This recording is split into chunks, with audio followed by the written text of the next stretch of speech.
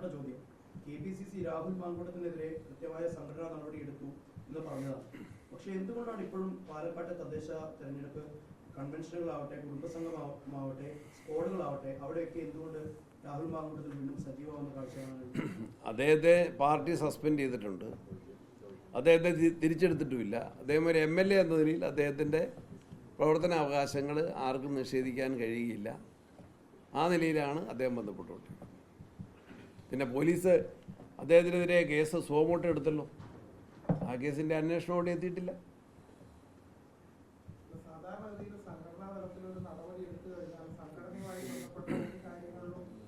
ഇല്ല, സംഘടനാപരമായിട്ട് അദ്ദേഹം ബന്ധപ്പെടുന്നില്ല, ഒരു കമ്മിറ്റിയിലും പങ്കെടുക്കുന്നില്ല.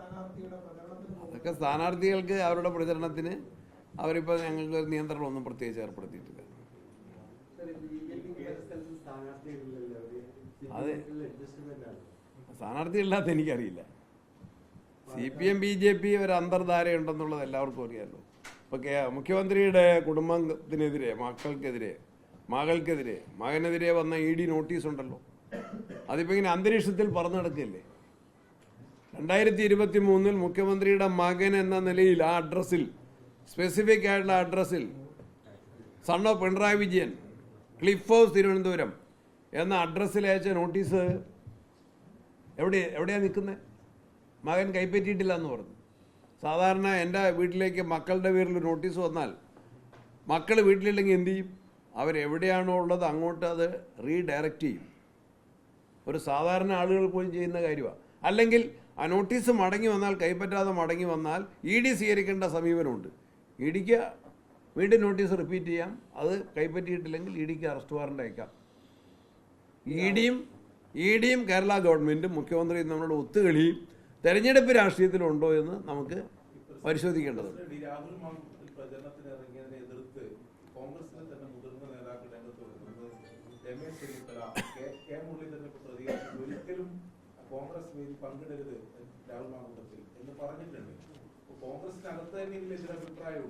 ഇല്ലില്ല, നേതാക്കന്മാർക്കല്ല. അതുകൊണ്ടല്ലേ ഞങ്ങൾ എല്ലാവരുമായിട്ട് ആലോചിച്ചിട്ടാണ്, ഞാനും പ്രതിപക്ഷ നേതാവും എല്ലാവരുമായിട്ട് ആലോചിച്ചിട്ടാണ് അദ്ദേഹത്തിനെതിരെ സംഘടനാപരമായ നടപടിയെടുത്തത്.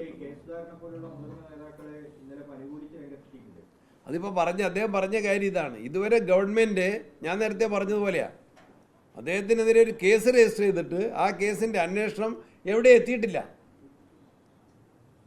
എന്ന കാര്യം സുധാകരൻ പറഞ്ഞു.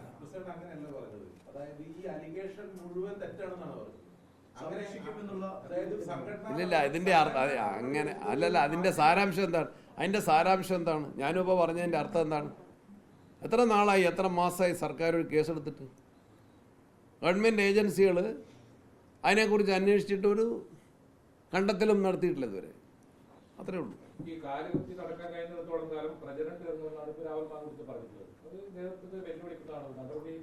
ഇല്ലില്ല, വെല്ലുവിളിയൊന്നുമില്ല.